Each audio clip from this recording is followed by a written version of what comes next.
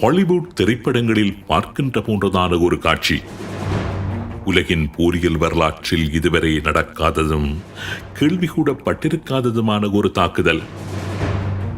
இஸ்ரேலின் உளவு அமைப்பான மொசாட் என்றால் யார் என்பதை உலகிற்கு மறுபடியும் நிரூபித்த ஒரு தாக்குதல்.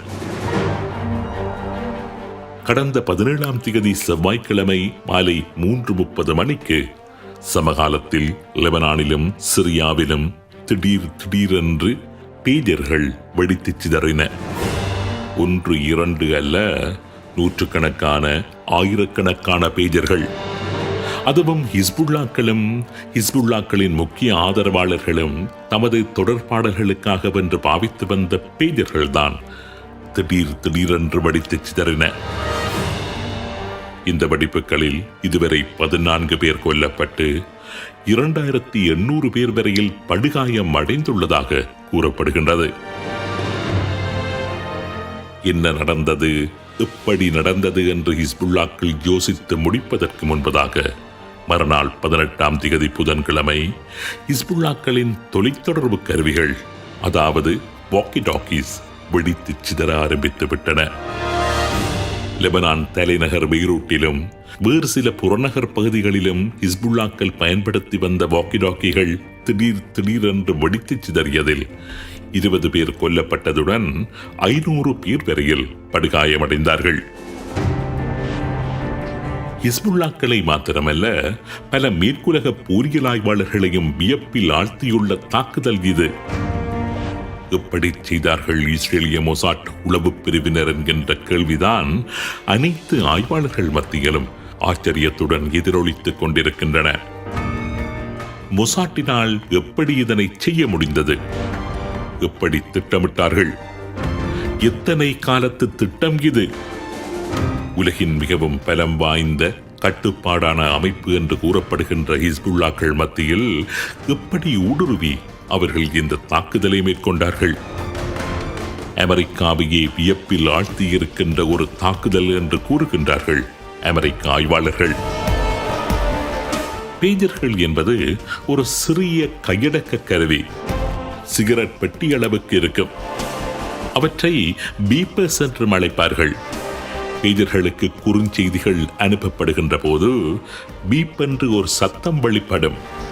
அப்படியான சத்தம் வந்து 5 வினாடிகளில் பேஜர்கள் வெடித்து சிதறும்படியாக பேஜர்களுக்குள் வெடிமருந்துகள் மறைக்க வைக்கப்பட்டிருக்கின்றன.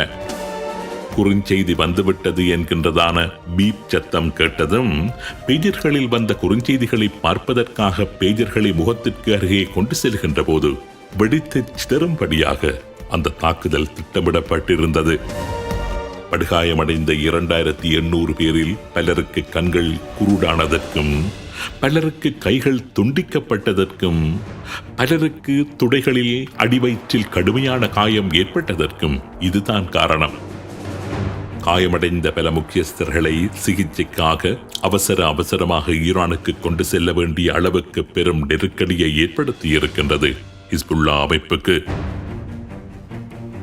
மொசாட்டின் திட்டமிடல் பற்றி குறிப்பிடுகின்ற ஆய்வாளர்கள் அவர்களது தொலைநோக்கு பார்வை பற்றியும் அந்த பார்வையை மையப்படுத்தி அவர்களது கச்சிதமான திட்டமிடல் பற்றியும் சிராகித்து பேசுகின்றார்கள்.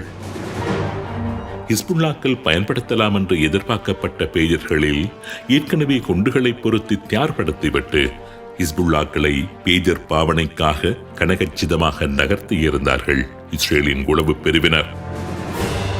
ஹிஸ்புல்லாக்கள் பயன்படுத்திய கையடக்க தொலைபேசிகளை அடிப்படையாக வைத்து ஹிஸ்புல்லா முக்கியஸ்தர்கள் மீது இஸ்ரேலிய வான்படை தொடர்ந்து தாக்குதல்களை நடாத்த தங்களுடைய கைத்தொலைபேசிகளை ஒட்டுக்கேட்டுத்தான் தங்களது இருப்பிடங்களை இஸ்ரேலியர்கள் அடையாளம் கண்டு தம்மீது தாக்குதல் நடத்துகின்றார்கள் என்று கணிப்பிட்ட ஹிஸ்புல்லாக்கள் தமது கைத்தொலைபேசிகளை கைவிட்டுவிட்டு பேஜர்களுக்கு மாற ஆரம்பித்தார்கள். திட்டமிட்டுத்தான் இஸ்ரேலியர்கள் பேஜர்களை நோக்கி தம்மை மெதுமெதுவாக நகர்த்துகின்றார்கள் என்று அறியாத ஹிஸ்புல்லாக்கள் பேஜர்களை தமது பிரதான தொடர்பாளர்களுக்கு பயன்படுத்த ஆரம்பிக்க தருணம் பார்த்து அவற்றை வெடிக்க வைத்து தாக்குதல்களை நடத்தியிருந்தார்கள் இஸ்ரேலின் புலனாய்வு பிரிவினர்.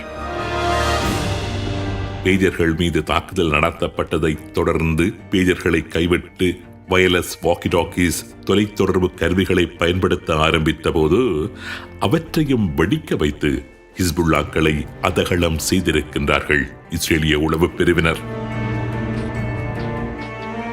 இஸ்ரேலின் மொசாட் மேற்கொண்ட இந்த தொடர் தாக்குதலில் பல ஹிஸ்புல்லா தளபதிகள் முக்கியஸ்தர்கள் கொல்லப்பட்டிருப்பதாக நம்பப்படுகின்றது. படுகாயம் அடைந்தவர்களுள் லெபனானுக்கான ஈரான் தூதுவரும் ஒருவர் என்பதுடன் ஹிஸ்புல்லாக்களின் பேஜர்களை ஈரானிய தூதுவர் ஏன் வைத்திருக்கின்றார் என்ற கேள்வியும் தற்பொழுது கூடவே எழுப்பப்பட்டு வருகின்றது. ஹிஸ்புல்லாக்கள் பாவித்து வந்த பேஜர்களுக்குள்ளும் வாக்கி-டாக்கீஸுக்குள்ளும் மொசாட் எப்படி வெடிமருந்துகளை பொருத்தியது, எப்படி அவற்றினை இயக்கியது போன்ற கேள்விகள் எல்லாம் ஒருபுறம் இருக்க, மொசாட் மேற்கொண்ட இந்த தாக்குதலால் ஹிஸ்புல்லாக்களுக்கு ஏற்படுத்தப்பட்டுள்ள தாக்கம் என்பது மிக கடுமையானது என்று கூறுகின்றார்கள் நோக்கர்கள். முதலாவது, ஹிஸ்புல்லா போன்ற ஒரு இறுக்கமான இராணுவ கட்டமைப்பில் தொலைத்தொடர்பு கருவிகளை பொதுவாக பொறுப்பில் இருப்பவர்கள்தான் பாவிப்பது வழக்கம். அதேபோன்று குறுந்தகவல்கள் பரிமாறப்படும் பேஜர்களும் முக்கியஸ்தர்கள் தான் வைத்திருப்பது வழக்கம். சமகாலத்தில் இவைகள் வெடிக்க வைக்கப்பட்டதால் ஹிஸ்புல்லா அந்த அமைப்பின் பல முக்கியஸ்தர்களை உரிய நேரத்தில் இழக்க வேண்டி ஏற்பட்டுள்ளது. சுமார் 3500 பேர். இது ஹிஸ்புல்லா அமைப்புக்கு ஏற்பட்டுள்ள முதலாவது பாரிய இழப்பு என்று கூறலாம்.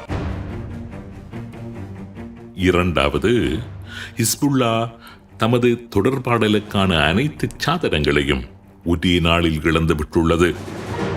கைத்தொலைபேசிகளை பாவிப்பது ஆபத்து என்கின்ற நிலையில் பேஜருக்கு மாறி, பின்னர் பேஜர்கள் ஆபத்து என்கின்ற நிலையில் வாக்கி-டாக்கீஸுக்கு மாறி, இப்பொழுது அதுவும் ஆபத்தான நிலையில் வெறும் 24 மணி நேரத்தில் கற்காலத்திற்கு சென்று விட்டிருக்கின்றது ஹிஸ்புல்லா. மூன்றாவது, ஹிஸ்புல்லாக்கள் கொள்வனவு செய்துள்ள இலத்திரனியல் சாதனங்களை இஸ்ரேலிய புலனாய்வு பிரிவினரால் ஏதொரு வகையில் ஊடுருவி தமது இஷ்டப்படி இயக்க வைக்க முடியும் என்றால், ஹிஸ்புல்லாக்களின் ஏவுகணைகளை இயக்கக்கூடிய இலத்திரனியல் மென்பொருட்களினுள்ளும் இஸ்ரேலிய புலனாய்வு பிரிவினரால் ஏன் ஊடுருவ முடியாது? அல்லது ஏன் ஏற்கனவே ஊடுருவியிருக்க முடியாது? இதுவும் ஹமாஸை பொறுத்தவரை ஒரு பாரிய பின்னடைவுதான். மிக முக்கியமாக இஸ்ரேலின் இந்த தாக்குதல் காரணமாக ஹிஸ்புல்லா அமைப்பின் உறுப்பினர்கள் மத்தியிலும் அவர்களது ஆதரவாளர்கள் மத்தியிலும் ஏற்பட்டுள்ள உளவியல் தாக்கம், இதுதான் ஹிஸ்புல்லாக்களுக்கு தற்பொழுது ஏற்பட்டுள்ள மிக முக்கியமான பாதிப்பு என்று கூறலாம். கொஞ்சம் யோசித்து பாருங்கள். உங்களது பாதுகாப்புக்கானது என்று உங்களது திறமையினால் ஒப்படைக்கப்பட்ட ஒரு பொருள், அதுவும் பல காலமாக உங்களுடனேயே இருந்து வந்த ஒரு பொருள், ஆரம்பம் முதல் எதிரியின் கட்டுப்பாட்டில் இருந்திருக்கின்றது என்கின்ற உண்மை உங்களுக்கு தெரிய வருகின்ற போது ஏற்படக்கூடிய உளவியல் பாதிப்பு இருக்கின்றதே, அதில் இருந்து யாராலுமே இலகுவில் விலகிவிட முடியாது. இஸ்ரேல் ஒட்டுக்கட்டு விடுவார்கள் என்று கூறித்தான் ஹமாஸ் உறுப்பினர்களுக்கு பேஜர்களை வழங்கியிருந்தது ஹிஸ்புல்லா அமைப்பின் தலைமை. ஆனால் அந்த பேஜர்களே இஸ்ரேலினால் அனுப்பப்பட்ட பேஜர்கள் தான் என்று தெரிய வருகின்ற போது அவர்களது உளவியல் எப்படி இருக்கும்? தமது தலைமை வழங்கியுள்ள ஆயுதங்கள் முதற்கொண்டு வாகனங்கள், டிவிக்கள், ரேடியோக்கள் என்று எல்லாவற்றையுமே சந்தேகமாக பார்க்க தோன்றும். அருகில் நிற்கின்ற சக உறுப்பினரை சந்தேகமாக பார்க்க தோன்றும். தலைமையை சந்தேகமாக பார்க்க தோன்றும்.